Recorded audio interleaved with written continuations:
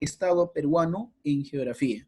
El Estado peruano, obviamente, estamos refiriéndonos a toda la organización de nuestro Estado peruano, indicando su soberanía, tal es parte de lo que ha sido propiamente un Estado unitario, ¿ya? Es un Estado independiente, y asimismo el Estado peruano, obviamente identificado, ¿no?, con la bandera, su escudo, ya propiamente habernos tenido una independencia, y de una u otra manera somos un Estado que también tiene poderes como divisiones dentro del propio Estado peruano. A eso me refiero el Estado, el Poder Ejecutivo, Legislativo y Judicial, y asimismo tenemos organismos constitucionales, pero autónomos. Entonces, este resumen que le he presentado lo vamos a detallar ahora. Muy bien, el Estado peruano es definido como una nación, es jurídico organizado. Asimismo, se rige bajo las leyes que están establecidas en la Constitución Política del Perú. ¿Y cuál es la Constitución política vigente en la actualidad, profesor? La Constitución vigente que rige en el Estado peruano es la Constitución del año 1993. Profesor, pero cuando yo compro mi constitución política, ahí en el título dice 2018, dice 2019, este año compró mi constitución política y dice 2020. Pero Coco, ¿por qué dice 2020? ¿Y cómo es que está vigente el 93? Explico.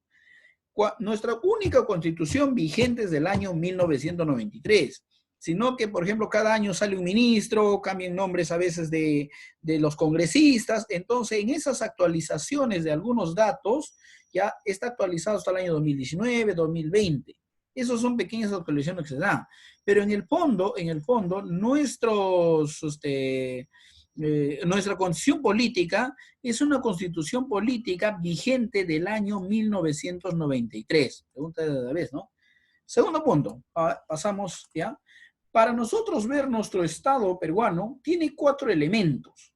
El Estado, lo que es en un espacio geográfico, la población, el ordenamiento jurídico y la soberanía. Son 4 puntos fundamentales de nuestro Estado peruano. Pasamos a pasar al punto número 1, el espacio geográfico, ¿no? Un elemento del Estado peruano. Se reconoce así por su espacio territorial correspondiente a la parte sólida, al territorio peruano. ¿Con quién limita? Con el Océano Pacífico, ya obviamente también tenemos la limitación propiamente ya con los otros países, Ecuador, Colombia, Brasil, Bolivia y Chile. Pero también tenemos un dominio aéreo, ¿no? Y la delimitación marítima, que tenemos 200 millas. O sea, 200 millas, de aquí lo podemos ver al parte oeste, es lo que nos corresponde también parte del Estado peruano, 200 millas. Segundo punto, nuestra población. Y en esta población, obviamente, también podríamos decir, ¿no?, cómo está organizado las formas administrativas. Tenemos 26, la semana anterior lo mismo también le decía, 26 regiones administrativas, ¿no? Y ahí le explicaba que son 24 departamentos, más una provincia constitucional, o sea, que es autónoma, en cierta manera, por su organización en el sentido administrativo, o sea, tiene fondo, así como puede tener Junín, puede tener Pasco, puede tener Ayacucho. Cada departamento es una región, o sea, tiene un presidente regional. Asimismo, Callao, aunque está dentro de Lima, Lima Metropolitana tiene su propio fondo del Estado, su propio presupuesto. También el Callao tiene su propio presupuesto, su propia administración, y Lima Provincia también tiene su propia administración, aunque todo finalmente es Lima, ¿no? Y la provincia con el Callao. Entonces, ahí es donde se suma 2 más, ¿no? Callao, la provincia con el Callao, y Lima provincia, ¿no? Lima metropolitana. Entonces son 26 regiones administrativas. Esto es lo que tendría que actuar nuestros habitantes, aunque ya aquí con tema de habitantes ha variado, porque ahora ya estamos pasando cerca de los 32.000, ¿no?, habitantes. Ha variado con referente al último censo. Pasando entonces, tenemos el ordenamiento jurídico. Cuando hablamos del ordenamiento jurídico, decíamos, nuestra constitución política está basado directamente desde lo que nosotros entendemos, ¿ya? Entendemos con referente a la constitución política y nos regimos, y nuestras leyes, nuestra forma de derechos y deberes, nos regimos todos los peruanos, y aun cuando viniera el extranjero, también tendremos que respetar, ya que somos soberanos y autónomos. Entonces, el ordenamiento jurídico para nosotros poder ver, entonces está en las leyes. Entonces, la constitución política también abarca de otras leyes que se van dando, ¿no? Ya, códigos civiles, códigos penales, que también no están desligados, de otra manera, ayudan y complementan a la constitución política. El otro punto sería soberano, ¿ya? Otro país soberano, por la capacidad de un gobierno. O sea, quiere decir que un gobierno como Chile no puede intervenir en las políticas del Perú directamente, porque somos soberanos. Aclarándose otro. Pasamos entonces a algunas características propias del Estado peruano. En la Constitución Política, en el artículo 43, ahí explica de una manera un poquito más detallada que somos un Estado de forma democrática. Nosotros no somos aristocráticas, no manejamos en un modelo tal vez de monarquías, ¿ya? Nuestra última constitución dice que somos un Estado democrático. Asimismo, social, ¿no? En un sentido independiente y soberano. Además, sostiene que el Estado peruano es único e indivisible, ¿ya? Un gobierno unitario. Se representa en este sentido a todo el territorio del Perú, en todos los límites, ¿ya? Y asimismo también en cierta manera en el último tiempo ha sido un poco descentralizado, ya que hay fondos para cada institución o cada gobierno regionales o cada departamento.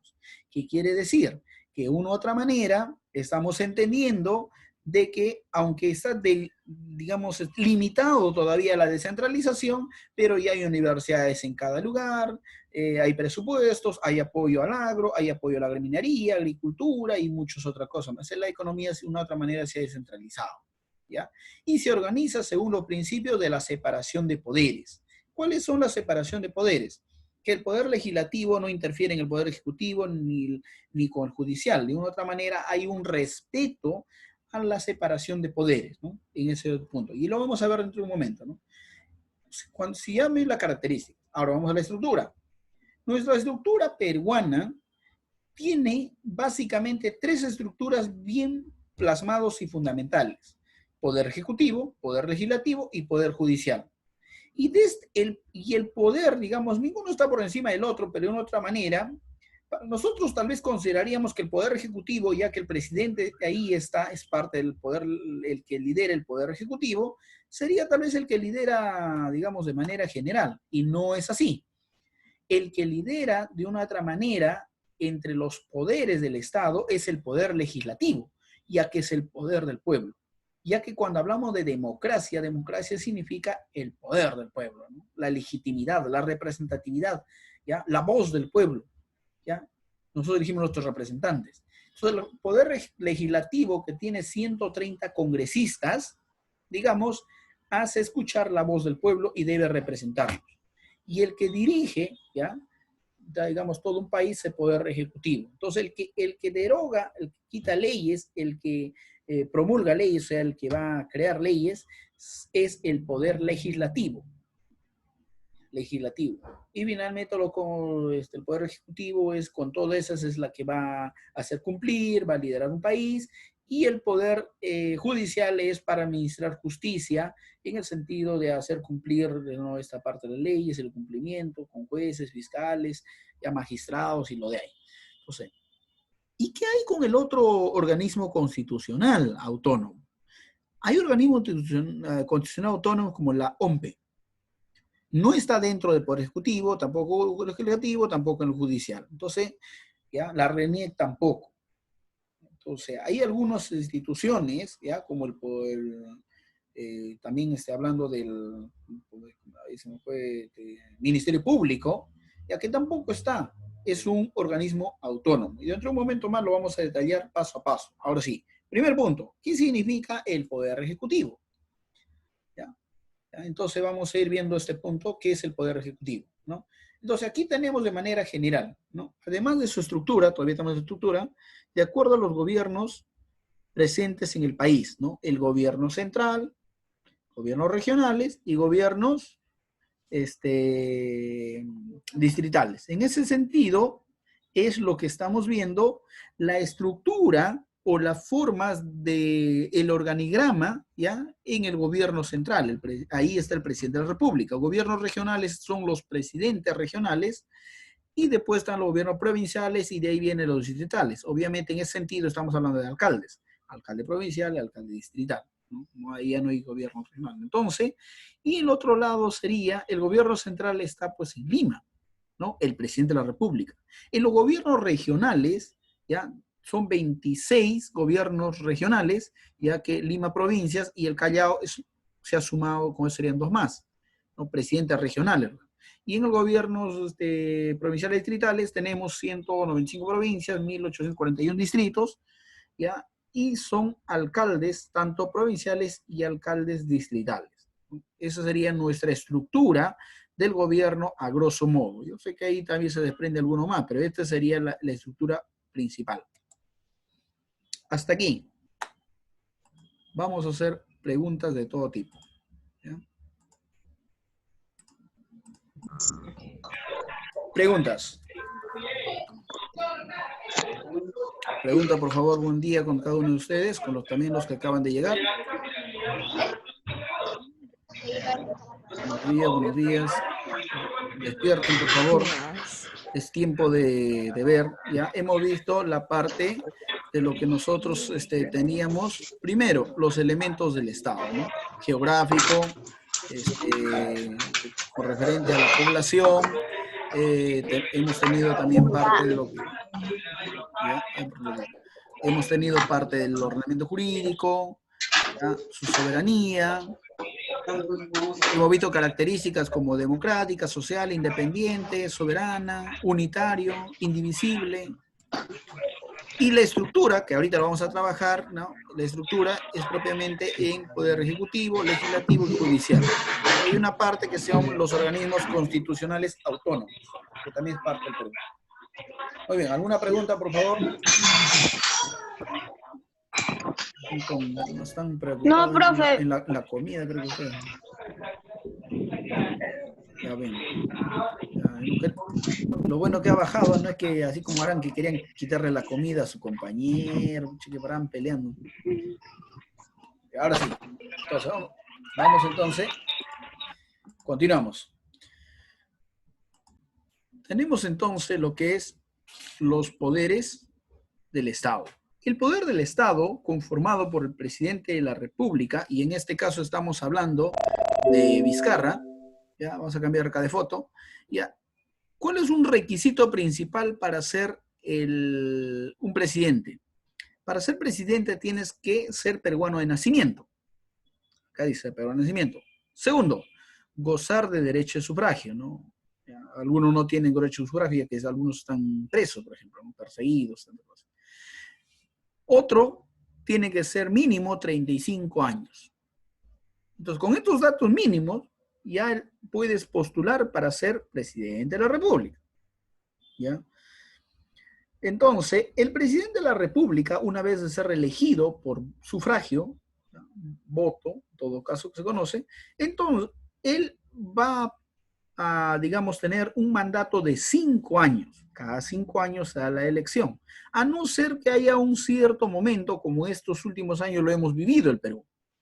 Hubo un escándalo, en cierta manera se le cuestionó al presidente y tuvo ya en la presión renunció. Ante esta renuncia, obviamente tiene que ingresar el primer vicepresidente, si no quiere el primer vicepresidente, entra el segundo presidente, ¿no? Y en este caso, ya nuestro presidente actual era vicepresidente y ya no hubo elecciones, sino que el vicepresidente es el que asume, ¿no? Y Vizcarra, siendo vicepresidente, finalmente es el que asumió la presidencia. ¿Ya?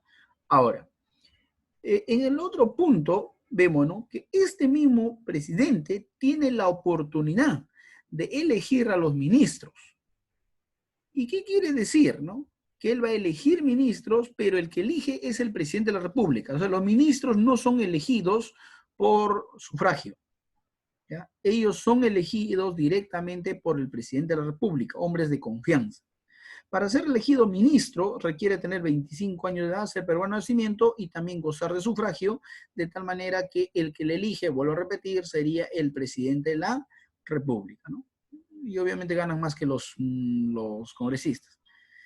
En el siguiente punto vamos el poder legislativo, ¿ya? Hasta aquí. Una pregunta, vamos a... ¿Alguna pregunta, por favor, con referente al presidente de la República?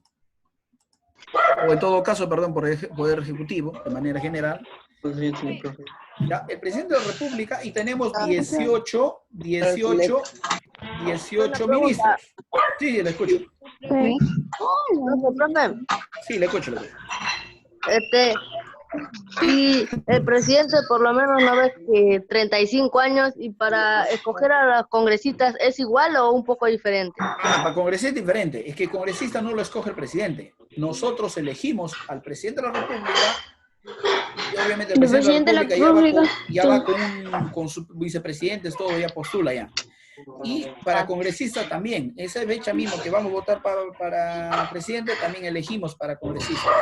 Aunque en este último año, en enero del 2020, hubo algo inédito, se podría decir, algo diferente de todos los años. Ya que como se ha renunciado, hubo una vacancia al presidente y hubo un problema y después terminaron ya finalmente disolviendo el Congreso. Y Vizcarra disolvió el Congreso. Al disolver el Congreso, entonces se tenía que elegir nuevos representantes del Perú. ¿Y quiénes son los nuevos representantes del Poder Legislativo? Entonces tienen que ser congresistas. Entonces hemos tenido que ir a sufragio y votar por los congresistas. ¿Y por qué no para presidente esta vez? Porque ya el presidente está.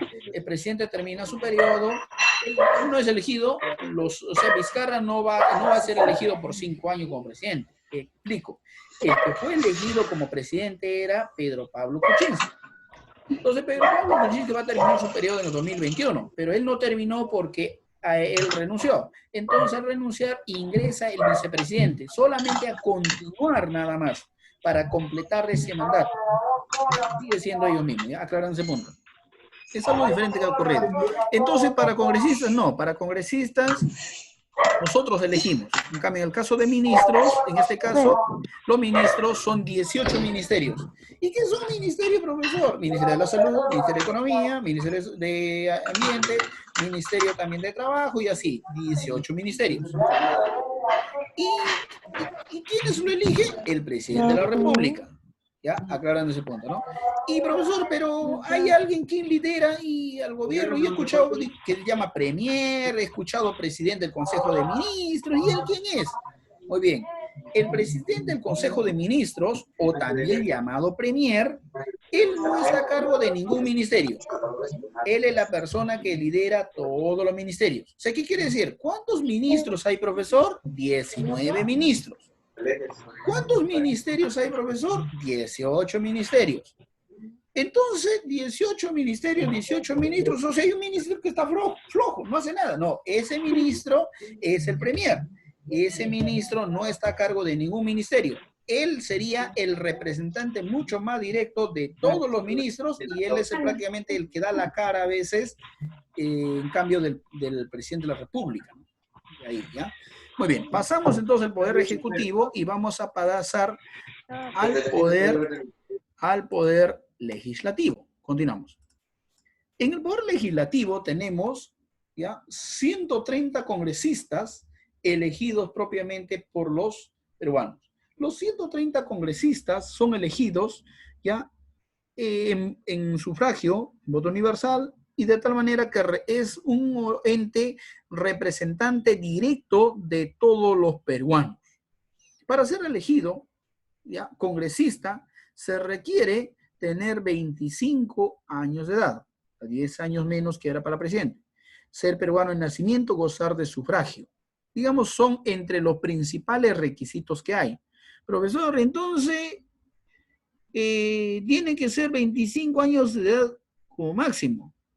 Y se requiere alguna carrera, bueno, debería ser, pero valga verdades, la realidad es que solamente tiene que terminar quinto de secundaria. ¿Y qué más? Pertenecer a un partido político. ¿Qué más? ¿Ya? Tener la aceptación y que voten por ti. ¿Y cuánto ganan, profesor? Uy, ganan de 15.000 como sueldo mínimo. De ahí tiene representación, de ahí cada ley que sale le dan aparte, otro incentivo más, bonos, aparte tienen seguridad, ¿ya?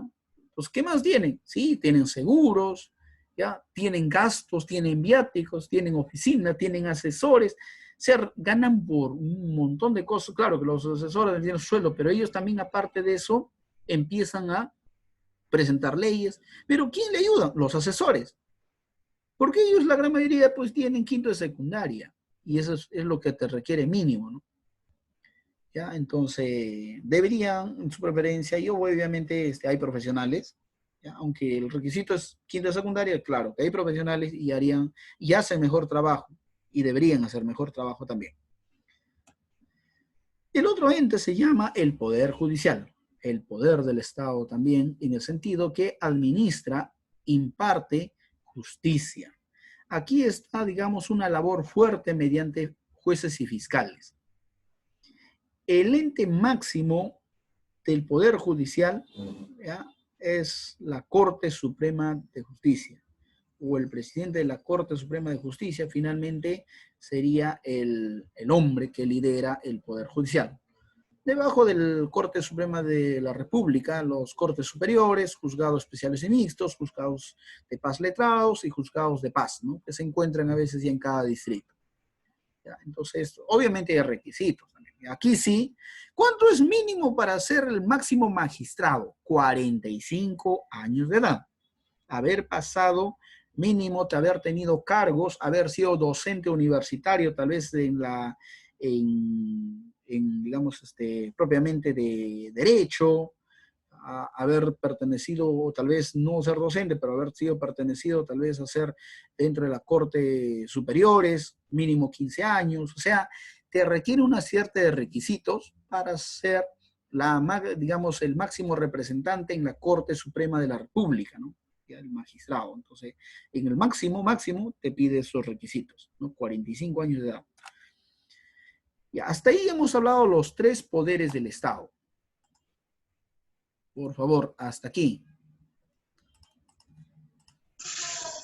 Question, dicen algunos. Preguntas, por favor.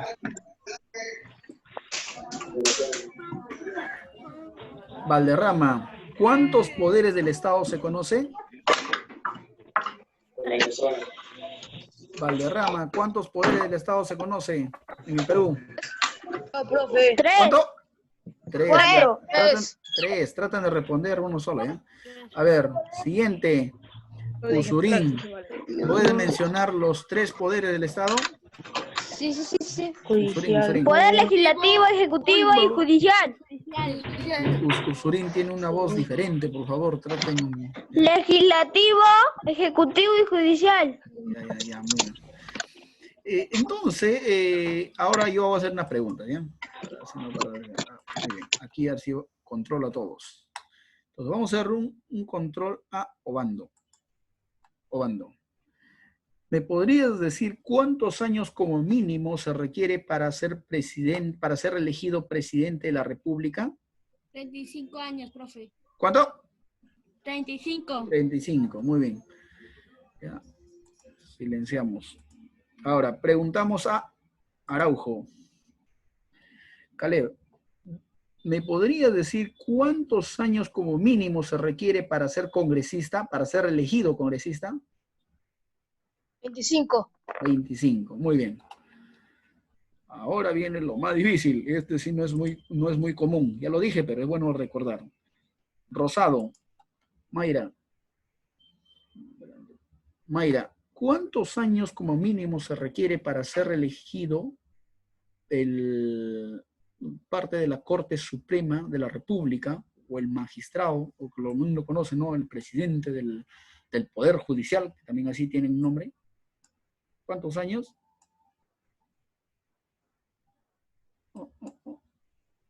A ver, se desactivó, creo, ya. Preguntamos a otra persona entonces. Avanto. Fabiana, ¿Cuántos años se necesita para ser presidente del Poder Judicial? Avanto, no te desactive, ¿ya? 45. 45, muy bien, ¿ya? Yo diría a veces, ¿me está preguntando o me está respondiendo? No, tienes que estar seguro, ¿no? 45 años de edad. Y si te equivocas, pero no, ¿ya? Muy bien, eso vamos aprendiendo, muy bien, yo era peor, ¿no? Ni hablaba, pero no sé, decía. No, a veces nos ocurre eso, no mentira, es una broma. Ya, entonces, continuamos. Ya, la última parte vamos a tener de esta manera. Después de estos tres poderes del Estado, se nos vienen los organismos constitucionales, ¿ya? Entonces, profesor, pero explícame, ¿cómo es eso de los ministros primero? Si los ministros son parte del poder ejecutivo, que los nombra el ejecutivo, ¿ya? El presidente de la República, y son Ministerio de Trabajo, Ministerio de Salud, Ministerio de Economía, Ministerio de Educación, y así ministerios, son 18 ministerios. Cada ministerio hay un ministro. Entonces se sobreentiende que si yo hablo, por ejemplo, el colegio, ¿ya? Sea particular, privado. Entonces, nosotros a quién rendimos cuenta en cierta manera nuestras actas, nuestras notas, tanto si estamos en estatal o en particular. ¿A quién dónde creen que nuestras notas de nosotros se van? ¿Ya? ¿Dónde crees que, por ejemplo, yo me cambio de colegio? Ya, solamente mi código, me voy al estatal, ahorita que están pasándose bastante al estatal o del estatal a otro al particular, bueno, hay un tema que a veces se da, ¿no? Digo, colegio al colegio, ahorita están otros viniendo al americano, y hay tantas cosas, ya. Por ejemplo, hablando del colegio, la institución educativa particular americana, ¿ya? ¿Dónde crees que está nuestra nota o qué ministerio? Ministerio de Educación. Ministerio de Educación, ya está. Así es, ¿no? Entonces, una posta médica, ya, va a tener, por ejemplo, dice, una vacuna. ¿Qué organismo, o qué ministerio le brinda vacunas, le brinda presupuestos? Ministerio de Salud. Ministerio de la Salud. Ahí está, muy bien. Ya está, ahora sí ya quedó clarísimo. Profesor, yo quiero que, por ejemplo, mi papá quiere buscar empleo y de verdad no encuentra, pero hay por ahí letreros. Ministerio de Trabajo. Pero Ministerio de Trabajo Ministerio de Trabajo. vela por el trabajo del ser humano, justos sueldos, todo lo demás. Ya está. Hasta ahí estamos magníficos, ya. Pero ahora viene la pregunta. Escúchame, ahora viene la pregunta. ¿Y qué pasa, profesor? ¿Qué pasa con usted, le diría, con los organismos constitucionales autónomos? El Jurado Nacional de Elecciones, ¿en qué ministerios está? Por ejemplo, yo te hago otra pregunta, ¿no? Ya, había una pregunta, los juzgados, los padres letrados son parte del poder Judicial. Pero ¿dónde está entonces la RENIEC? A la RENIEC, de cierta manera, digamos, dime, le escucho. El jurado de elecciones está en el Ministerio Público. No, pero el Ministerio Público también es autónomo. O sea, a ver, te explico. Cuando yo les quiero decir hay ministerios de salud, controla, digamos, muchos aspectos económicos, administrativos, puede fiscalizar, por ejemplo, el colegio hay cualquier cosa, entonces el Ministerio de Educación bajo la SUGE le viene y le supervisa al colegio americano. No, un momentito, usted será particular, pero usted tiene que dar una educación. ¿De qué forma es? Y le viene a revisar, ¿no? Viene a los particulares también viene, porque el Ministerio de Educación está velando por la educación ¿no? Fiscalizar los procesos. Sí viene, ¿no? Entonces, la pregunta es, ¿el Jurado Nacional de Elecciones en qué ministerio estaría? ¿Ejecutivo, legislativo o judicial? Y la respuesta es en ninguno. Te explico. Por eso se llama organismos constitucionales autónomos. ¿Qué quiere decir autónomos? Que no está en ninguno. En ninguno, ¿no? En ninguno está. Son autónomos. ¿Ya? ¿Entiendes? Ya, eso significa los organismos constitucionales autónomos. ¿Quiénes son? Aquí te he puesto algunos, ¿no?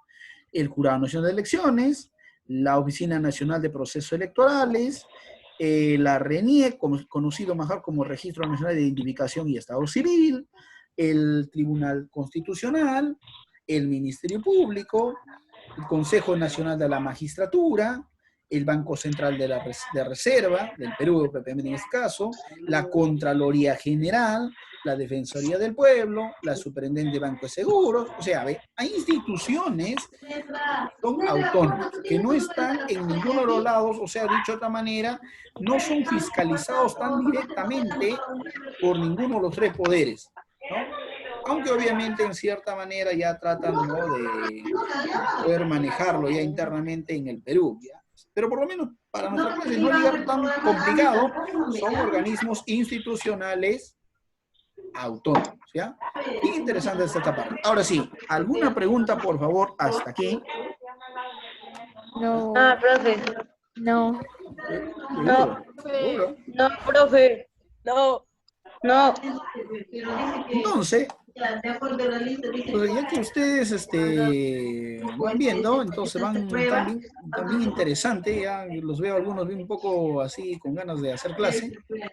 Profesor, también tengo una pregunta, Claro, ¿por qué no? Mejor todavía, vamos. Mira, cuando, ¿no ves que han dicho de que ahora las clases no van a ser, es fuera del tema? Ya, vamos. Ahora, ¿no ves que han dicho que las clases ya no van a ser presenciales por todo el año? Ya. ¿Hay necesidad de copiarlo en el cuaderno o solo lo puedo hacer ahí en el Google? No, pero la clave es que usted tiene que tener en tu cuaderno como ayuda a memoria, tu cuaderno para que puedas repasar. ¿Cuál es la intención del cuaderno? Yo hacer la misma pregunta. Claro, está bien. A veces la intención de nosotros es copiar.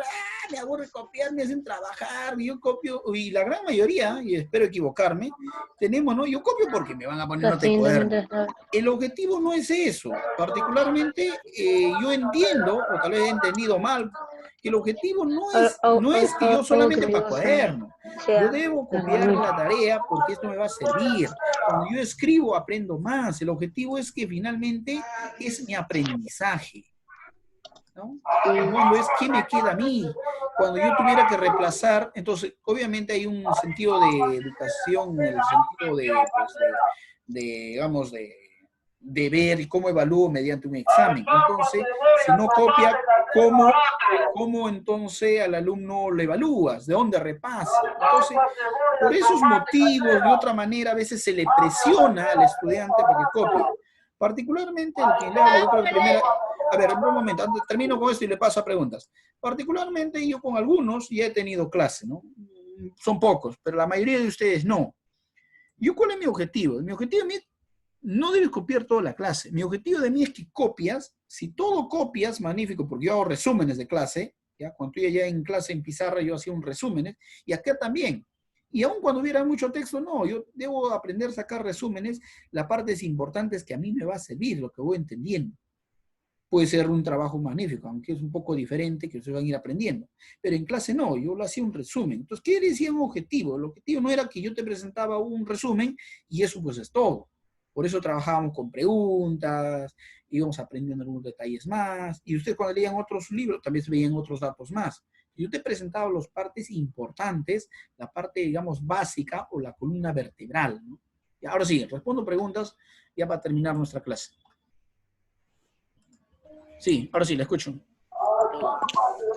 ponga pantalla blanca, así se gasta mucha tinta. Ah, usted lo que quiere. Usted quiere imprimir. ¿Cómo se llama? Le veo... Lo veo un poco borroso. Me has hecho reír. Y ahí hay un abuso. Usted lo que quieres es imprimir.